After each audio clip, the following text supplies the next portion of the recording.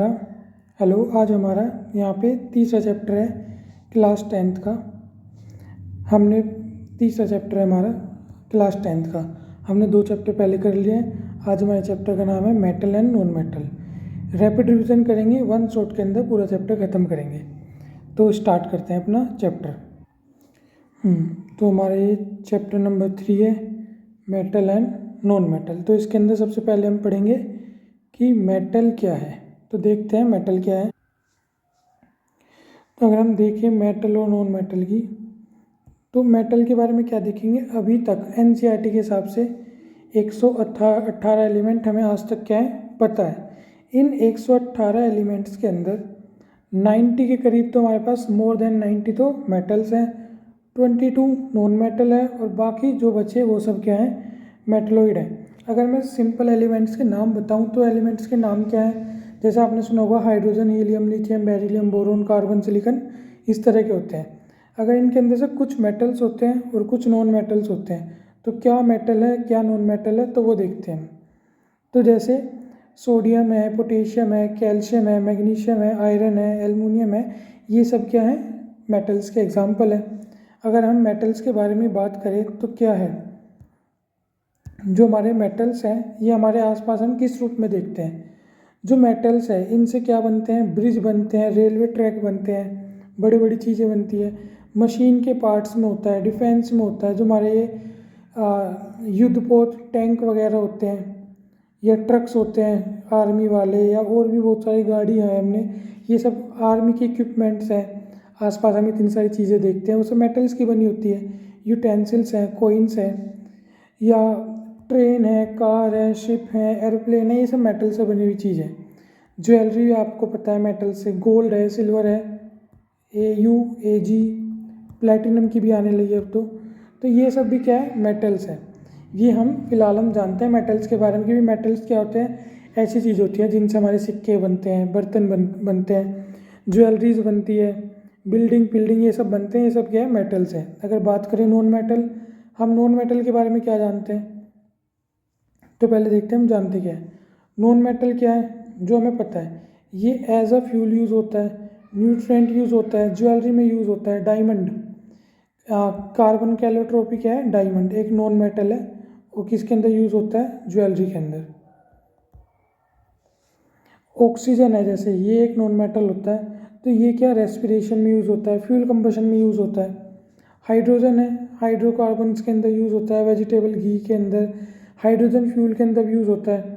Nitrogen किसके लिए use होता है, रेंसिडिटी को बचाने के लिए चिप्स के पाउडर में हम क्या करते हैं, नाइट्रोजन गैस भरते हैं, तो ये हमारा एक यूज़ हो गया।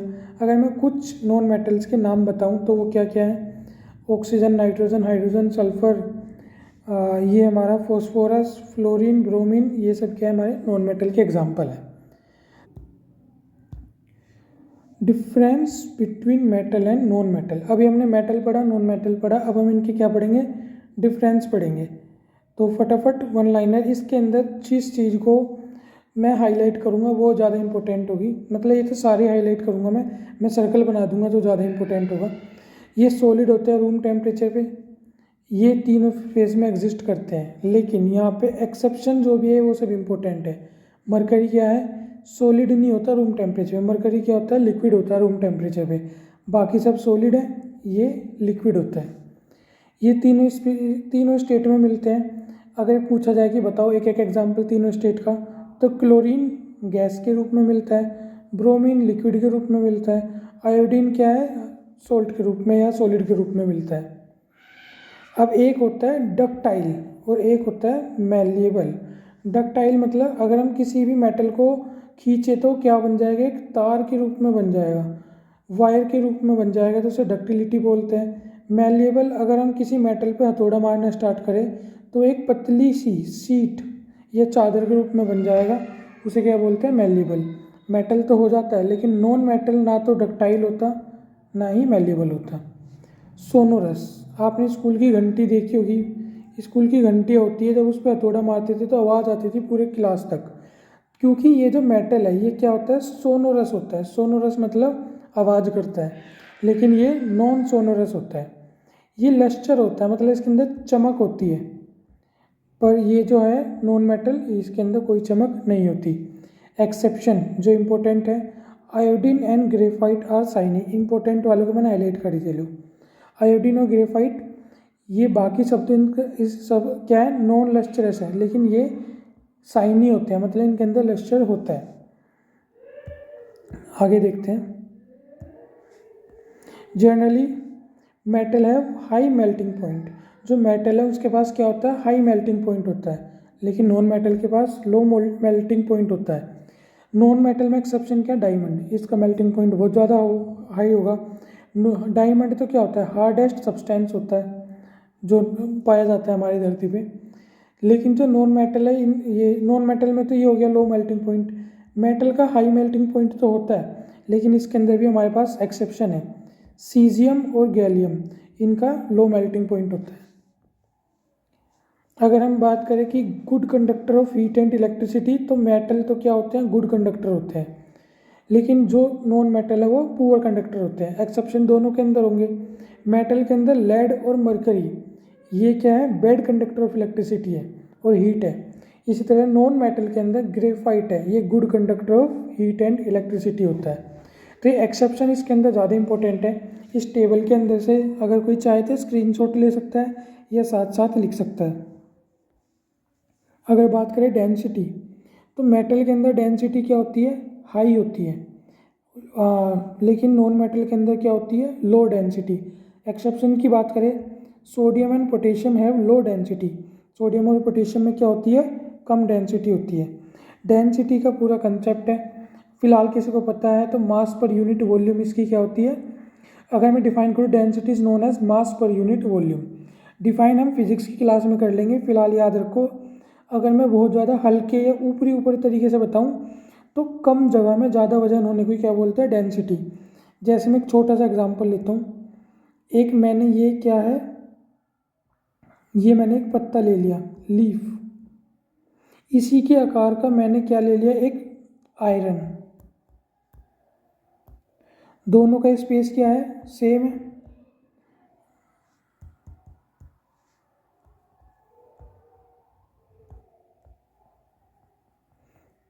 ये लीफ है और ये आयरन है, दोनों की ये सरफेस सेम है, लेकिन इसका वजन क्या है, ज़्यादा है, इसका वेट ज़्यादा है, तो इसकी डेंसिटी क्या हो जाएगी, ज़्यादा, और इसकी कम।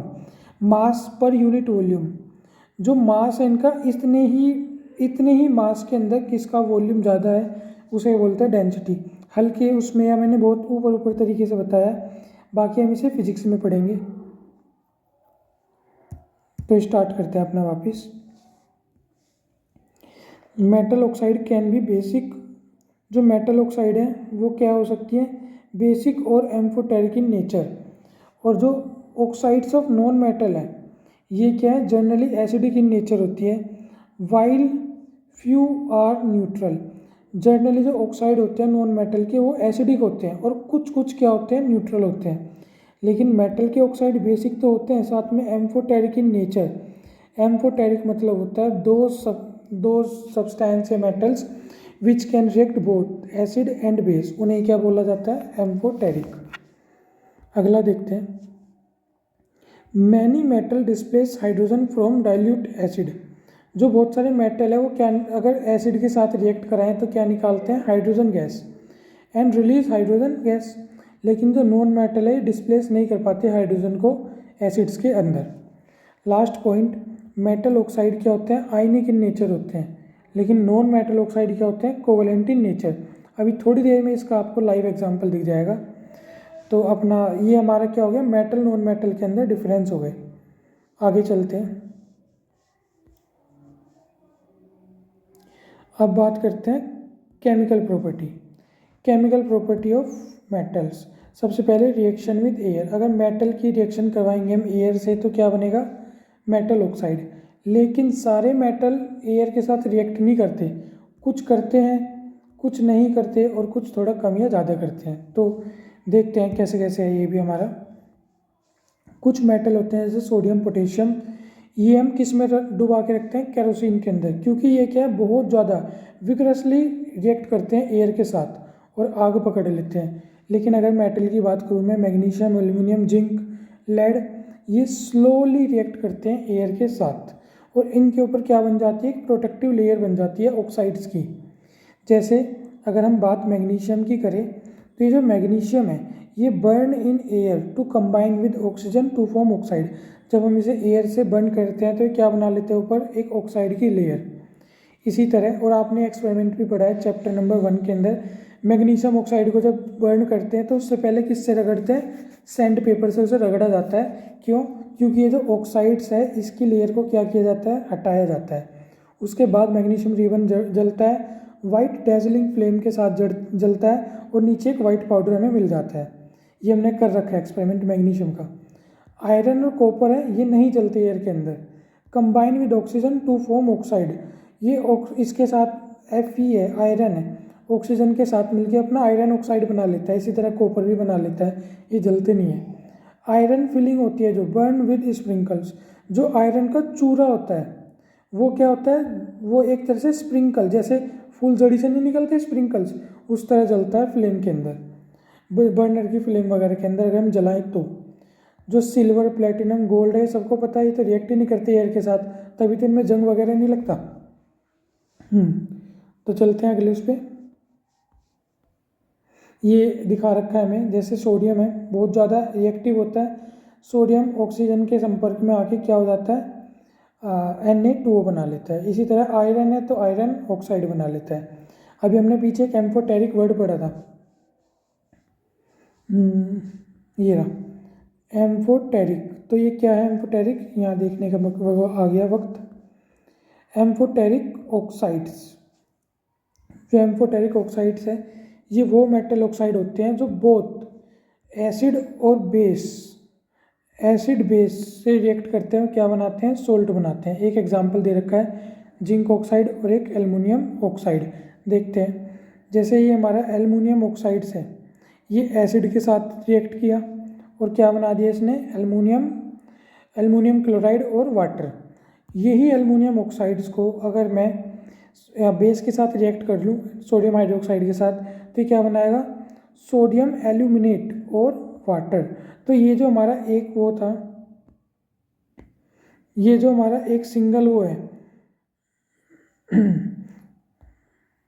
ये जो हमारा एक सिंगल क्या बोला जाए इसे, ये जो हमारा एक सिंगल एल्युमिनियम ऑक्साइड था, ये एसिड से भी रिएक्ट किया है और बेस से भी रिएक्ट किया है, तो इसलिए हम इसे क्या बोलेंगे, एम्फोटेरिक ऑक्साइड बोलेंगे। ठीक है, और इसका नाम बहुत पूछा जाता है, इसका क्या नाम होता है, सोडियम एल्यूमिनेट। अगला, अब क्या है, एनोडाइजिंग ऑफ मेटल। मेटल का क्या करना, एनोडाइजिंग करना। ये क्या चीज़ होती है, तो इसे देखते हैं हम क्या होता है। In anodising of aluminium is made anode.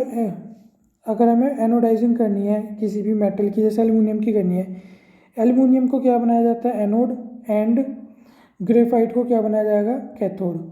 Oxygen gas release की जाएगी by the electrolysis of hydrosulphuric acid, जो रिएक्ट करेगी एल्युमिनियम के साथ और एक क्या बना लेगी, थिक प्रोटेक्टिव ऑक्साइड लेयर बना लेगी सरफेस ऑफ मेटल। तो एल्युमिनियम के साथ ऑक्साइड की सरफेस बन के क्या बन जाएगा, Al2O3। अब हम देखते हैं क्या, इन्हीं की रिएक्शन मेटल्स की वाटर के साथ। तो metal react with water differently, अलग अलग मेटल वाटर के साथ अलग अलग डिफरेंट करते हैं। Not all metals react with water, सारे मेटल वाटर के साथ रिएक्ट नहीं करते। जैसे ये हमारे पास क्या है, मेटल है, ये रिएक्ट विद कोल्ड वाटर। कुछ मेटल ऐसे हैं जो कोल्ड वाटर से रिएक्ट करते हैं, जैसे सोडियम, पोटेशियम, कैल्शियम, कुल मिला के रिएक्टिव होते हैं हाईली, ये तो रिएक्ट कर ही जाएंगे। कुछ क्या है, गर्म पानी से रिएक्ट करते हैं, जैसे मैग्नीशियम, और कुछ होते हैं ओनली रिएक्ट विद स्टीम, ये क्या है हमारा, आयरन और एल्युमिनियम।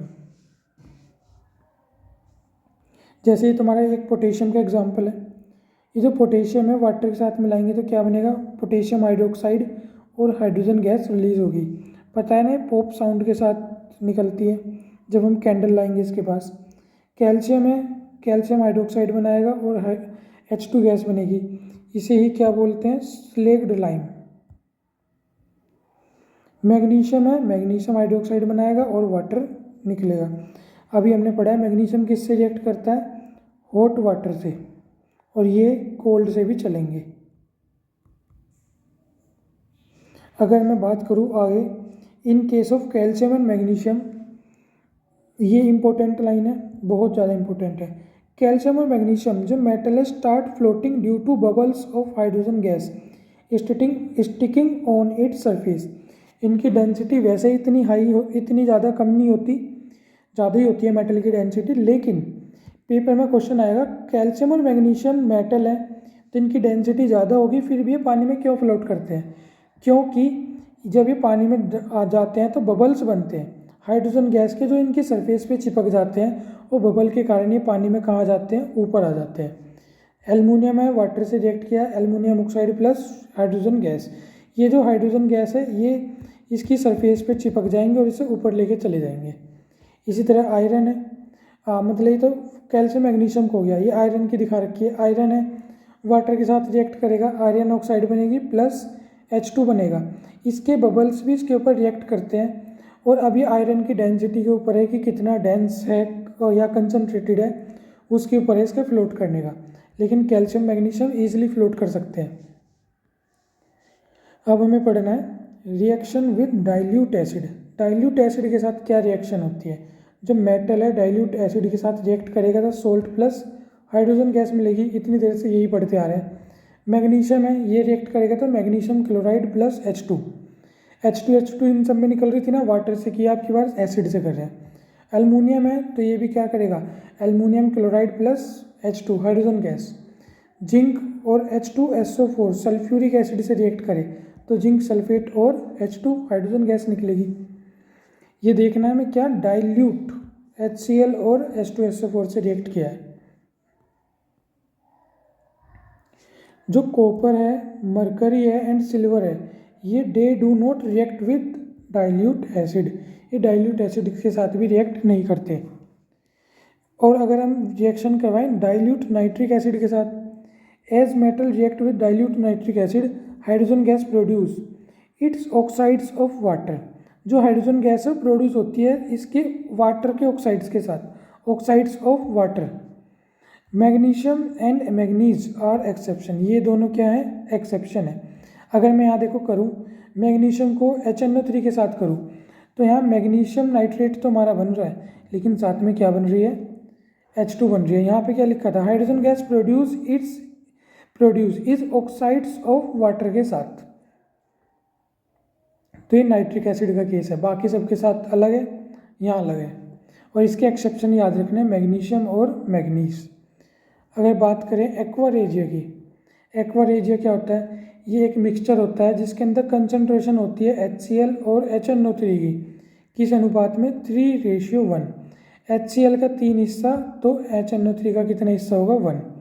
इस रेशियो के अंदर इनका अनुपात होता है, रेशियो होता है एक्वा रेजिया के अंदर। अब रिएक्शन करनी है हमें, reaction with other metal compound. Other metal compound के साथ रिएक्शन कैसे होती है? मेटल ए है, सोल्ट सॉल्यूशन है मेटल बी का, रिएक्शन करवाएंगे तो सोल्ट सॉल्यूशन आ जाएगा ए पे और दूसरी आ जाएगी मेटल बी।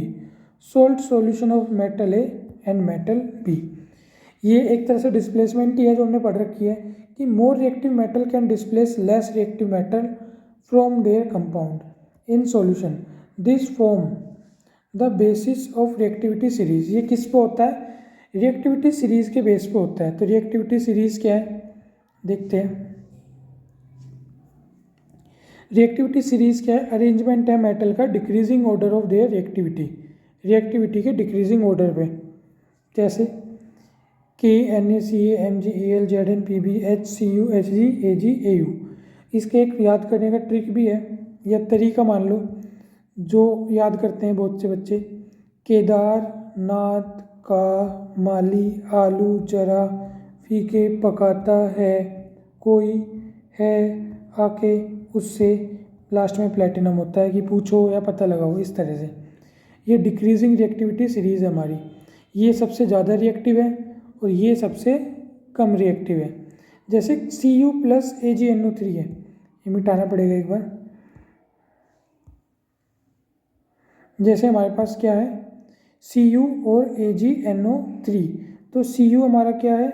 यहाँ पे Ag क्या है यहाँ पे, तो Cu के अंदर ज़्यादा रिएक्टिविटी सीरीज में आ गया है, तो ये इसके अंदर एक तरह से ज़्यादा पावर है, तो Ag को हटा के साइड में फेंक देगा और खुद NO3 से कनेक्ट होकर क्या बन जाएगा, CuNO3 होल ट्वाइस। यहाँ से हमें क्या पता लगा, copper being more reactive displace, more reactive, वो कॉपर क्या है, ज़्यादा रिएक्टिव है, जिस वजह से इसने डिस्प्लेस कर दिया है किसको, सिल्वर को। आगे करते हैं हम क्या, reaction of metal with non metals.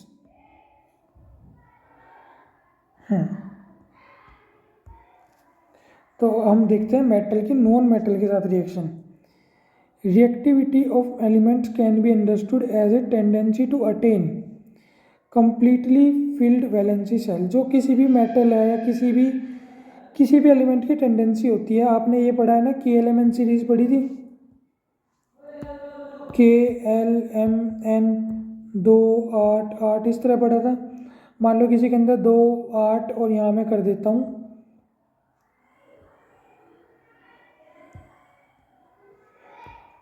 मैंने यहाँ कर दिया 2 8 7, तो इसकी टेंडेंसी होगी कि किसी तरह एक एलिमेंट इसके पास, एक इलेक्ट्रॉन इसके पास आ जाए और यहाँ क्या बन जाए, 8 बन जाए। उसे अपना लास्ट वैलेंसी सेल क्या होता है, भरने की इच्छा होती है। किसी के पास ये भी हो सकता है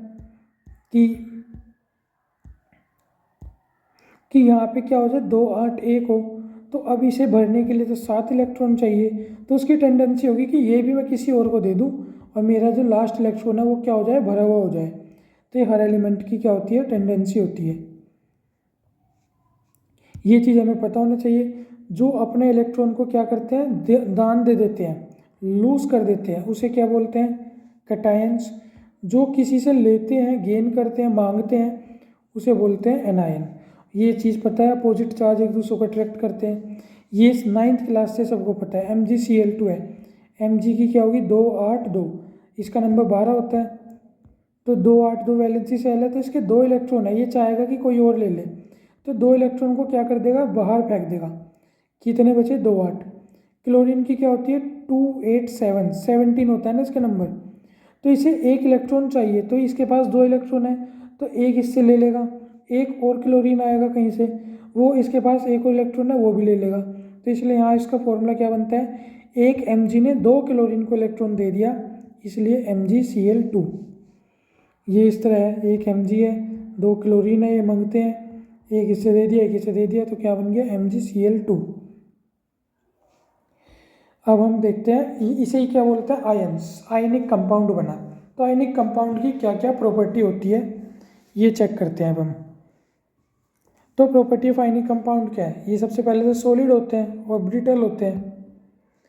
इनका हाई मेल्टिंग पॉइंट होता है, बॉइलिंग पॉइंट भी हाई होता है, ज़्यादा एनर्जी चाहिए ब्रेक करने में कोवलेंट के मुकाबले।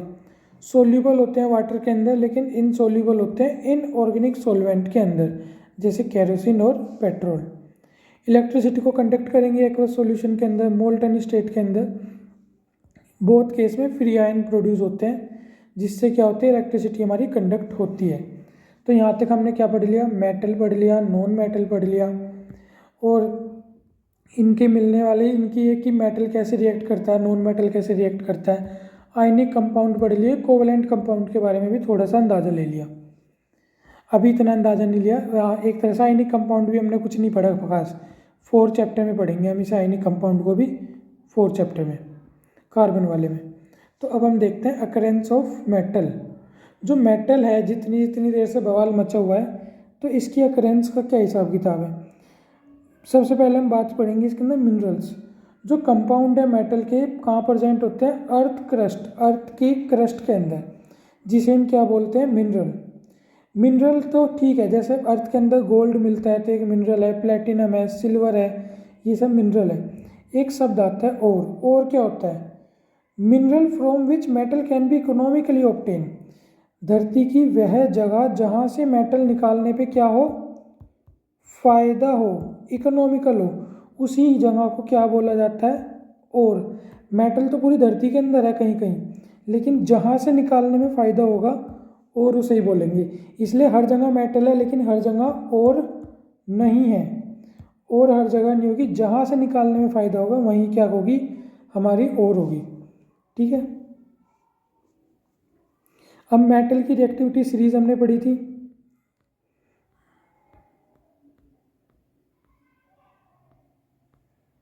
वन मिनट, कहाँ गया भाई, ये रहा।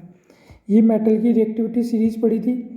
इस सीरीज़ के अंदर से ही हमने रिएक्शन देखी थी कि भाई ये वाले मेटल की पावर कम है, इनकी ज़्यादा, ये हाईली रिएक्टिव होते हैं। तो ऐसे हम ओर के अंदर भी देखते हैं, जो हमारे ओर्स होते हैं मेटल्स के, कुछ और तो हमें डायरेक्ट मिल जाते हैं धरती के अंदर, क्योंकि रिएक्ट ही नहीं करते किसी से भी, तो हमें प्योर फॉर्म में मिल जाते हैं या बहुत आसानी से प्योर कर लिए जाते हैं।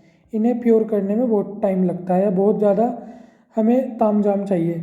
और ये मिडल के हैं तो इनमें ना तो ज़्यादा आसानी होती ना ज़्यादा कठिनाई होती। तो देखते हैं हम वापस कैसे करते हैं। तो हमने ओर के बारे में पढ़ा, हर जगह ओर नहीं होती, जहाँ ओर होती है वहाँ से मेटल निकालने में फ़ायदा होता है। तो जैसे अगर एग्जांपल लें हम, सल्फाइड ओर होती है, कार्बोनेट ओर होती है, ऑक्साइड ओर होती है। तो ये अलग अलग तरह की हमारी क्या होती हैं, ओर्स होती हैं। मेटल जो बॉटम रिएक्टिविटी सीरीज में होते हैं, जैसे गोल्ड, प्लेटिनम, सिल्वर, ये फ्री स्टेट में भी मिल जाते हैं हमें। लेकिन कॉपर, सिल्वर हमें सल्फाइड और ऑक्साइड के ओर में भी मिलते हैं। जो मेटल होते हैं मॉडरेट रिएक्टिविटी सीरीज के, वो हमें क्या मिलते हैं, मेनली ऑक्साइड और सल्फाइड या कार्बोनेट ओर के रूप में मिलते हैं। जो हाई रिएक्टिविटी सीरीज के होते हैं वो तो कंबाइन स्टेट में मिलते हैं, कोई किसी से मिला हुआ पाएगा, कोई किसी से, उन्हें अलग करने में अलग टाइम भी लगता है। एक आता है हमारे इसके अंदर वर्ड गैंग। गैंग क्या होता है, और होती है जो मिक्स होती है अर्थ की इम्प्योरिटीज़ के साथ, जैसे सोइल है, सैंड है, धूल मिट्टी है, गंदगी है, उन्हें ही क्या बोला जाता है, गैंग। जो हमारे काम की जो मेटल होती है उसके साथ जो दुनिया भर की गंदगी होती है उसी क्या बोला जाता है, गैंग बोला जाता है। This gangue is remove from the ore, इस गैंग को ओर से निकाला जाता है, बाकी जो बचा प्योर मेटल है। अब एक शब्द आया मेटलर्जी, ये क्या है, ये वो स्टेप वाइज प्रोसीजर है जिसके द्वारा मेटल को ऑब्टेन करते हैं उसके ओर से। इसके अंदर क्या करते हैं, एनरिचमेंट ऑफ ओर।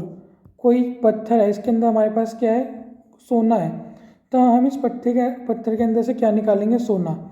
दूसरे पत्थर से मिलाएंगे, सोने को इकट्ठा करेंगे, एनरिच करेंगे। या इसकी क्वालिटी, मान लो ये सोने के भी कई ग्रेड होती है, तो इसे और ज़्यादा प्यूरीफाई करेंगे। या जैसे हम सबसे ज़्यादा इसका नाम सुना होगा आपने, यूरेनियम। यूरेनियम होता है, ये कई क्वालिटी का होता है, तो इसे क्या किया जाता है, एनरिच किया जाता है। जो परमाणु रिएक्टर के लिए चाहिए होता है उसके लिए एनरिच किया जाता है। यूरेनियम धूल मिट्टी या जो भी इसके अंदर इम्प्योरिटी है वो होती है। तो जैसे जैसे हम इसकी धूल मिट्टी हटाते हैं, प्योरेस्ट फॉर्म में लाते हैं, उसे बोलते हैं एनरिच करना। ऑब्टेनिंग मेटल फ्रॉम एनरिच, जो एनरिच किया वहाँ से मेटल ऑब्टेन किया, फिर उसे रिफाइन किया, इम्प्योर मेटल को उसके साथ क्या अलग किया।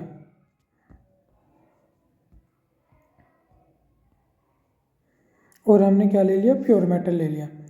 जो मेटल है,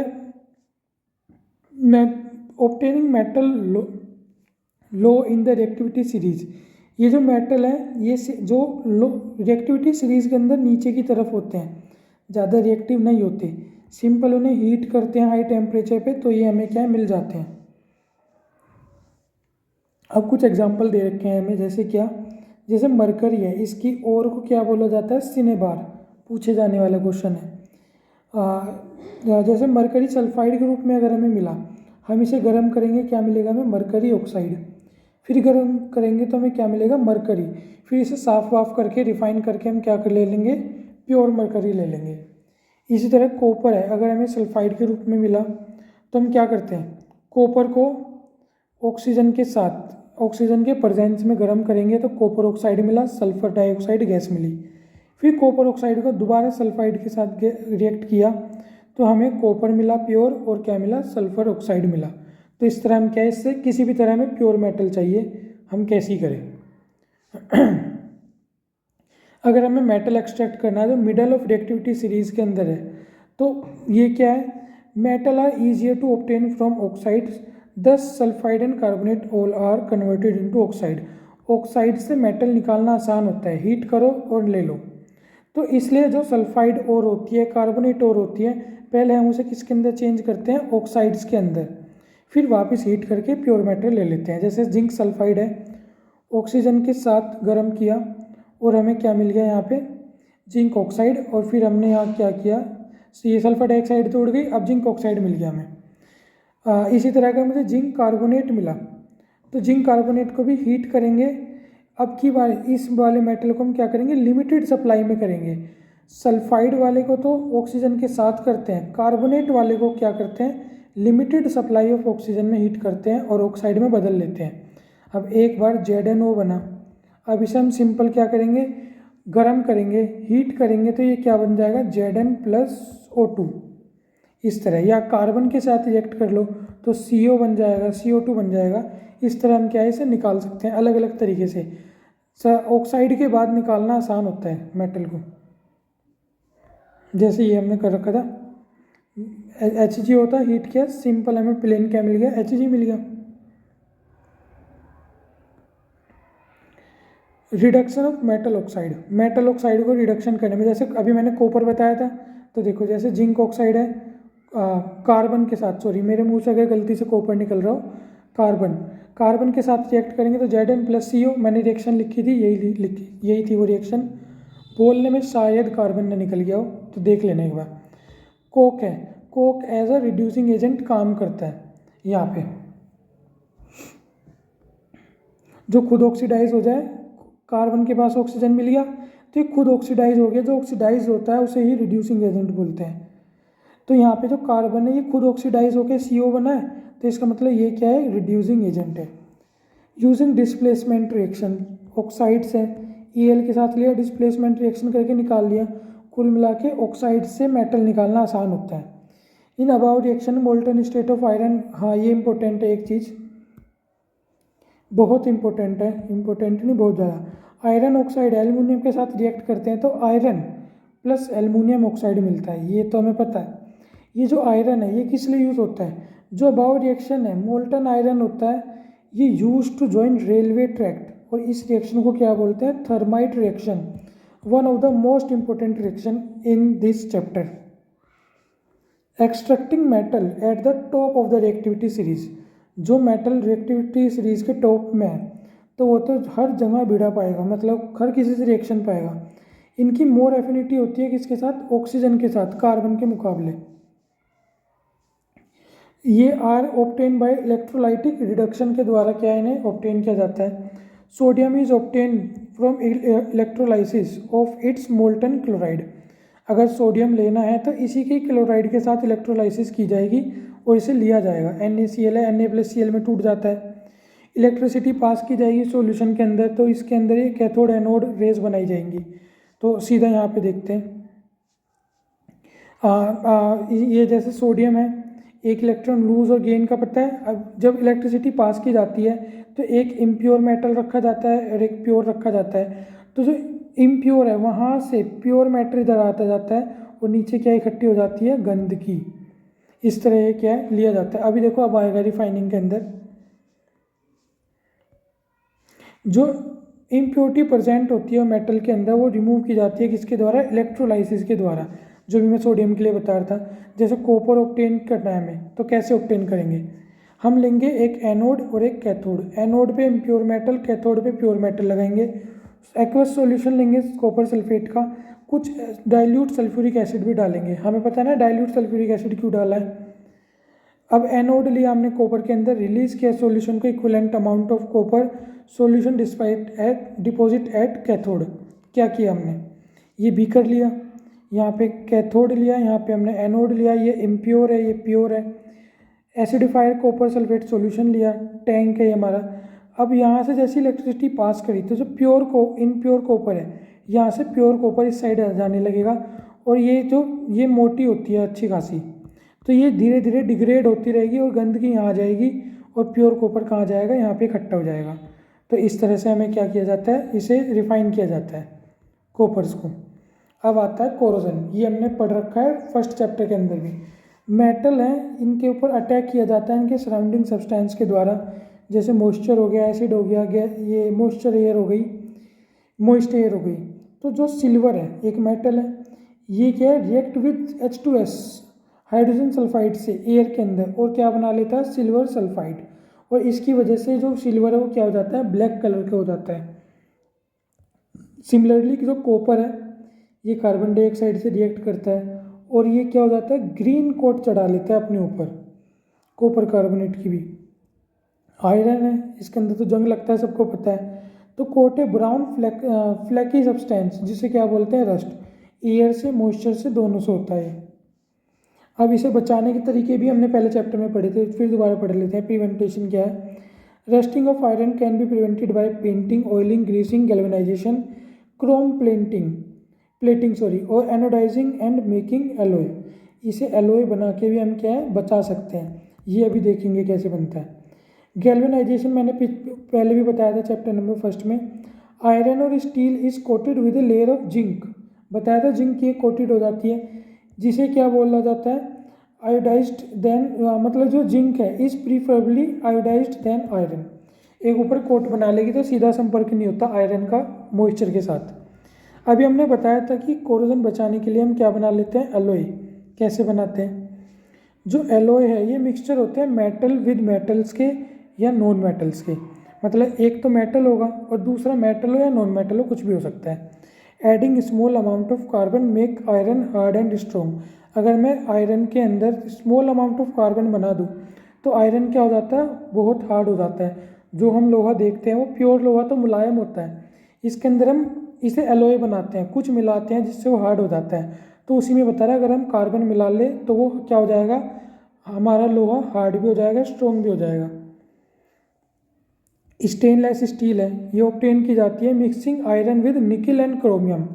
अगर आयरन के अंदर निकिल और क्रोमियम मिला लिया जाए तो वो भी क्या हो जाता है, स्टेनलेस स्टील बन जाती है और हार्ड बन जाती है, हार्ड हो जाता है वो, और ना उस पर जंग लगता। इसी तरह अगर मरकरी की बात करूँ तो ये अदर मेटल के साथ मिला दी जाती है। अगर मरकरी को मैं किसी भी मेटल के साथ मिला दूँ तो उसे हम क्या बोलेंगे, एलोय को एमलगम बन गया। इसी तरह जो ब्रास होता है ये कैसे मिलता है, जब हम कॉपर को और जिंक को मिला देते हैं तो हमारा क्या बनता है, ब्रास। ब्रोंज बनाने के लिए क्या होता है, जब हम कॉपर को और टिन को मिला दें, ये इंपॉर्टेंट है, मैं एक बार ऐसे भी बता देता हूँ। स्टेनलेस स्टील के लिए हम क्या करते हैं, आयरन के साथ निकिल और क्रोमियम को मिलाते हैं। मरकरी के लिए अगर हम किसी भी मेटल को मिलाएं मरकरी के साथ तो क्या बनता है, अमलगम। ब्रास के लिए कॉपर और जिंक को मिलाया जाता है, ब्रोंज के लिए कॉपर और टिन को मिलाया जाता है।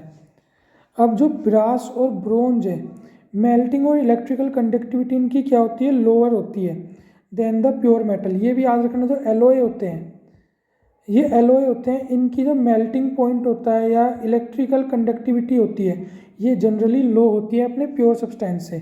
ये बनाए ही इसलिए जाते हैं ताकि इनकी कंडक्टिविटी लो कर सके या इनका मेल्टिंग पॉइंट लो कर सके। जैसे अगला यही है, इसका परफेक्ट एग्जांपल है सोल्डर। ये होता है एलोय लेड और टिन का। इसका लो मेल्टिंग पॉइंट होता है और ये यूज़ किस में होता है, वेल्डिंग इलेक्ट्रिकल वायर्स के अंदर होता है।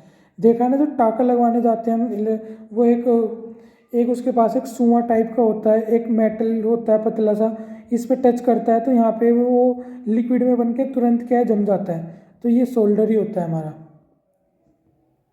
ये जो भी मैं बता रहा था, as compare to constituent element, alloy के अंदर क्या होता है, एलोय अपने प्योर मेटल से ज़्यादा स्ट्रॉन्ग होगा, ज़्यादा हार्ड होगा और कोरोजन नहीं होगा उसके अंदर, लेकिन साथ साथ इसका मेल्टिंग पॉइंट कम होगा और इसकी इलेक्ट्रिकल कंडक्टिविटी भी क्या होगी, कम होगी। तो ये हमारा क्या था, एलोय का। और इसी के साथ हमारा ये लास्ट टॉपिक था इस चैप्टर का। एलोय बहुत इंपॉर्टेंट है, ये जो मैंने लास्ट में सर्कल किए हैं बहुत ज़्यादा इंपॉर्टेंट है। तो ये ध्यान से, ये हमने कोशिश करी है कि जल्दी से जल्दी और हर एक चीज़ बिना एक भी पॉइंट छोड़े ये हमने पूरा कंप्लीट किया है, तो इसे अच्छे से देखना। और आज की वीडियो में इतना ही। Thank you so much. Okay.